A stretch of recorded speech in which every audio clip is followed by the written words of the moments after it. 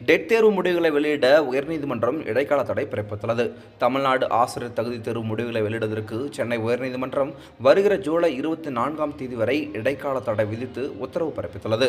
பிற்படுத்தப்பட்ட, மிகவும் பிற்படுத்தப்பட்ட மற்றும் சீர்மரபினர் உள்ளிட்ட இடஒதுக்கீட்டு பிரிவினருக்கு ஆசிரியர் தகுதி தேர்வில் குறைந்தபட்ச தகுதி மதிப்பெண்கள் 5% வரை குறைத்து சலுகை வழங்கப்பட்டுள்ளது. இதேபோல பொதுப்பிரிவைச் சேர்ந்த தேர்வர்களுக்கும் 5% மதிப்பெண்களை குறைக்க கோரி 3 ஆசிரியர்கள் சென்னை உயர்நீதிமன்றத்தில் மனு தாக்கல் செய்திருந்தனர்.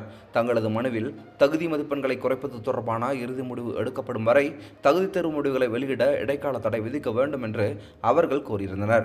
இந்த மனு சென்னை உயர்நீதிமன்றத்தில் விசாரணைக்கு வந்தபோது தமிழக அரசு தரப்பில் முக்கிய விளக்கம் ஒன்று அளிக்கப்பட்டது. பொது பிரிவினருக்கான தகுதி மதிப்பெண்களை 5% குறைப்பது தொடர்பாக அரசு தீவிரமாக பரிசீலித்து வருவதாகவும், இதுகுறித்து விரைவில் ஒரு முக்கிய கொள்கை முடிவு எடுக்கப்பட உள்ளதாகவும் அரசு தரப்பு வழக்கறிஞர் தெரிவித்தார். அரசின் இந்த விளக்கத்தை ஏற்றுக்கொண்ட நீதிமன்றம் கொள்கை முடிவு எடுப்பதற்காக தமிழக அரசிற்கு கால அவகாசம் வழங்கியது. மேலும் அதுவரை, அதாவது வருகிற ஜூலை 24ஆம் தேதி வரை ஆசிரியர் தகுதி தேர்வு முடிவுகளை ஆசிரியர் தேர்வு வாரியம் வெளியிடக்கூடாது என உத்தரவிட்டு வழக்கின் அடுத்த விசாரணையை தள்ளி வைத்துள்ளது.